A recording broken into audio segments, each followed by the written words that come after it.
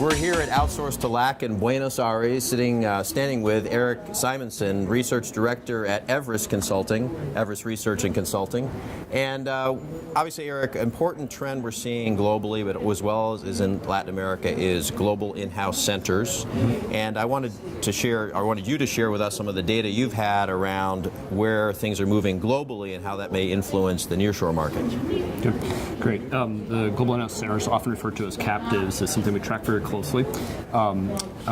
Just for context, there are about 1,400 that we track globally. About 11% of those are in Latin America. Probably the most interesting thing we've seen develop with them is how new setups are changing.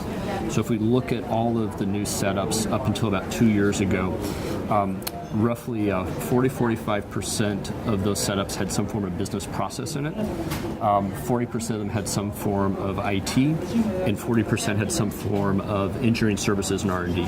So some centers had multiple functions represented. What we've seen happen with the setups is they're increasingly focused on engineering services and R&D, moving up to the high value. Now 70% of the new setups have some form of engineering services and R&D. IT has dropped to 20%. The business process has dropped to only 25%.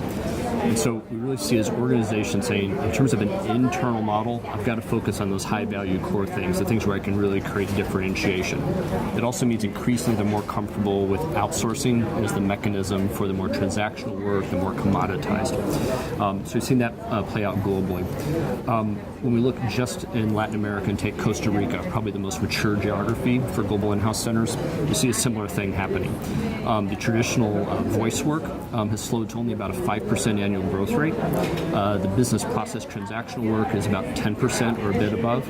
Interestingly, the IT and the engineering services are over 15% a year. And that's growth rate. Growth rates, yes. So we think that in some ways it mirrors perfectly what's happening with the overall market. It's just a move towards higher value, particularly for the global in-house centers. So this higher value piece, explain to us a little bit more around the types of R&D or the types of engineering services that are driving the growth of that GIC piece. Okay. Can be all sorts of things. Can be embedded software that may go in chips, may go in components of automobiles. Can be life sciences research, data management.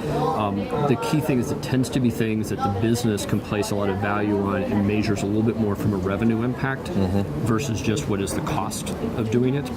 Further, it tends to be something that having that business and domain context and knowing how to work closely with the parent organization is critical. And so the internal model helps foster that collaboration. So in terms of the perception of Latin America for GICs in general, obviously you mentioned Costa Rica as in a maturing market. Are there other hot zones? We've heard about Panama for quite a few years. Are you seeing anything in the Caribbean or anywhere else that you think is encouraging? So I think the broad story probably in Latin America is almost every country is now in play. Whereas before you maybe looked at Costa Rica, Mexico, Brazil, Argentina. Now it's really spread across essentially all of Central America, most of South America, and then we even see places like Trinidad and Tobago getting into play in the Caribbean. Scotiabank recently announced a back office operation there of I think roughly 300 employees that will scale from there. So I think we really see kind of broaden in terms of what people are looking for.